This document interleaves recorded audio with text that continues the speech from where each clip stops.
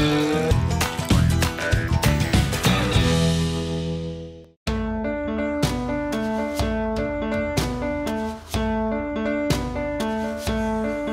are here today at Dilettantes, the boutique champagne store in the heart of Paris, owned by and run by Miss Fanny Heucq, who's behind the power of bringing all these wonderful, exquisite grower champagnes out into the fore, available to consumers, wine collectors and wine lovers to buy. So this is my family. Oh, lovely. So Fanny's family makes this champagne. And how many years have you all been doing this? It's the 3 generation of producer. Wow.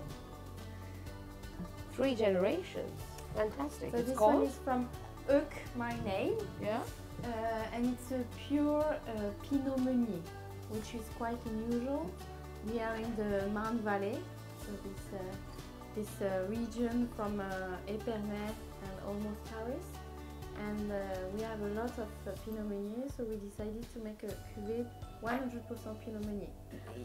The name of the grapes is Pinot Meunier, but we try to call it only Meunier, not to make the confusion with the Pinot Noir. Ah, okay. No, because I think I read somewhere Jancis Robinson, who we all follow and we're big fans of, actually went on record to say it's just Meunier. Yeah. And well, to me that was like telling me the last word. So I, from that day onwards, started calling it the Meunier. I don't call it, but it helps, right? I mean, there are far too many Pinots. Pinot Blanc, Pinot this, Pinot Gris, Pinot Grigio, Pinot. I mean, we could do with one less Pinot. So just Meunier sounds perfectly good. Wow.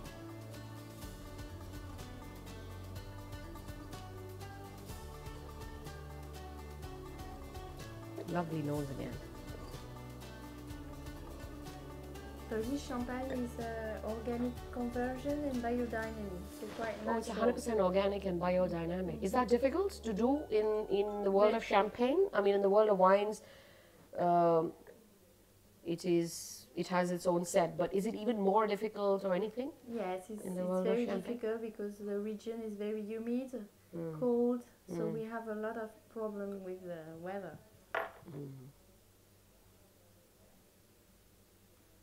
Lovely.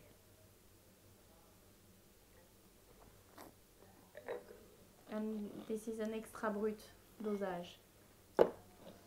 I see you're not tasting that because you probably had 2 glasses already for your own breakfast. Coming straight out of your own refrigerator. Yeah, nice and fresh, isn't it? Really nice, crisp.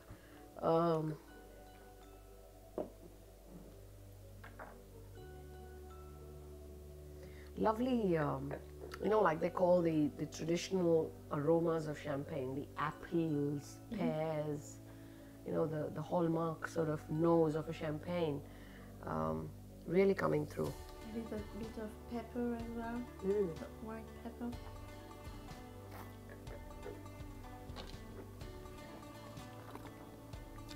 Yeah, again, very smooth. I find it very smooth, and it's not, you know, it's a crisp wine, but the acid is very well sort of managed. It's kind of soft, it's got a softness to it compared to the previous 2. Of course, less acidity. Yeah, when a rosé really is made with a blend of white and red grape variety, and you just blend it. Whereas this one has been made through maceration, which means that the black grape varieties have been seeped, allowed to macerate, give out some color with some sparkling wine made out of that, which is an unusual way of making champagne. And increasingly, the more higher quality, the more premium producers are now making champagne this way, by the maceration technique rather than the blending technique.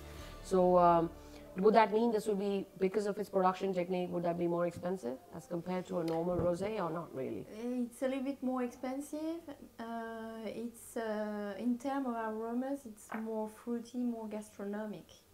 This one is a pure Pinot Noir from Les Rissets, which is a small village really known for the Pinot Noir. Wow, so 100% Pinot Noir. Yeah. organic as well, and still a woman. Sorry, we have a lot of woman power at this table then. Lovely, look at that nose. It's really unique. So, I try not swirl my champagne glass too much because the idea is to always protect the bubbles and to sort of be able to take in the mousse and enjoy the creaminess of the mousse. So I normally just give it like a soft swirl like that. But this wine, I suddenly felt the need to swirl my glass a bit more vigorously because I felt it was so expressive. It was sort of, and it has a very unusual nose. more bodies. Very, very full.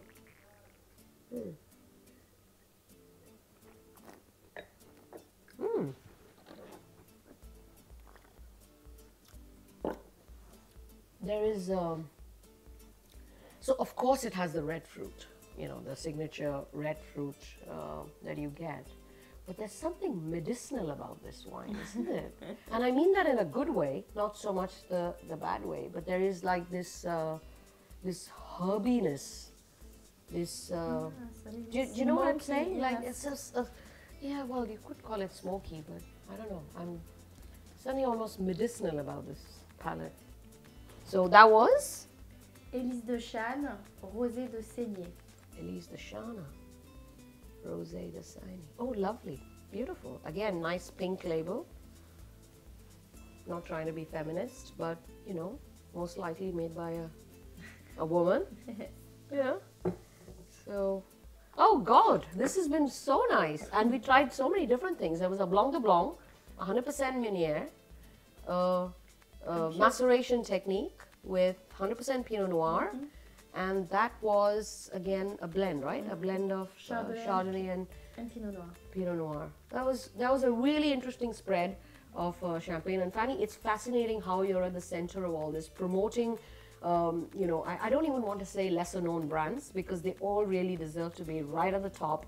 And people need to know that the beauty of wine is in the trying a different bottle each time and not sticking to the same label over and over. So the whole idea of the world of wine is to be experimental and to discover. Of course.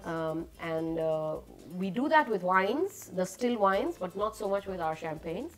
So it's fascinating that you are at the center of this cause, where you're trying to forward the ambition and the passion and the hard work of these grower champagnes or growers in Champagne who are into small artisanal hand production or small production, wonderful champagne. So thank you so much for this tasting.